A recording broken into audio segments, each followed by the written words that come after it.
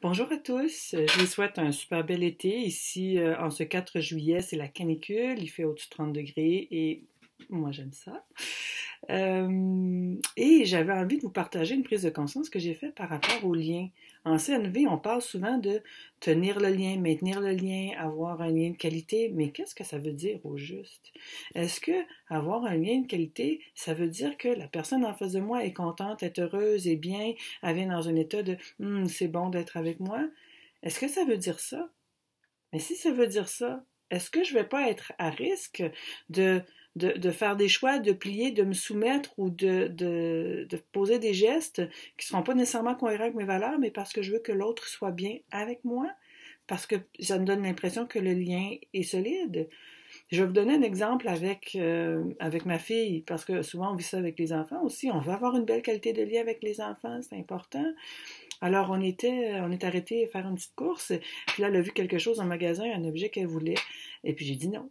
Elle a, oh maman, t'es déçue. Ben non. Oui mais maman, parce que non. Donc on est revenu à la maison, puis elle a toujours la face longue, elle est allée s'asseoir sur le divan. Là je me suis dit bon, qu'est-ce que je fais avec ça? Je dirais pas oui. Au magasin, j'ai pris le temps de lui expliquer pourquoi ça n'avait pas de sens pour moi, puis pourquoi je disais non. Elle n'était pas disposée à l'entendre. Et j'avais pas vraiment l'espace pour entendre tout ce qui était important pour elle au magasin, puis on était un petit peu trop proche du stimuli de l'objet en question. Alors, je me suis assise avec elle sur le divan et je lui ai demandé, as-tu envie de me dire à quel point c'est important pour toi ou à quel point il y a quelque chose de savoureux pour toi l'idée d'avoir cet objet-là? Qu'est-ce que ça comblerait? Qu'est-ce que ça représente?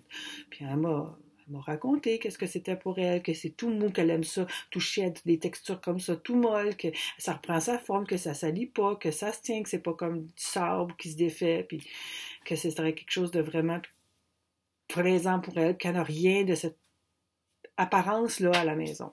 Fait que j'ai pris le temps d'écouter tout ça, puis de rester avec elle. Puis à un moment donné, elle en avait assez. Puis c'est la canicule, elle est retournée dehors, elle est allée jouer, elle est allée se baigner, elle est allée faire autre chose. Et j'ai réalisé en même temps que c'est ça la qualité de lien pour moi. Et je pense qu'au sens de la CNV, c'est vraiment ça qu'on veut. C'est que la personne en face de moi, elle a le droit d'être fâchée, triste, déçue, amorphe, peu importe. Moi, je suis là avec elle.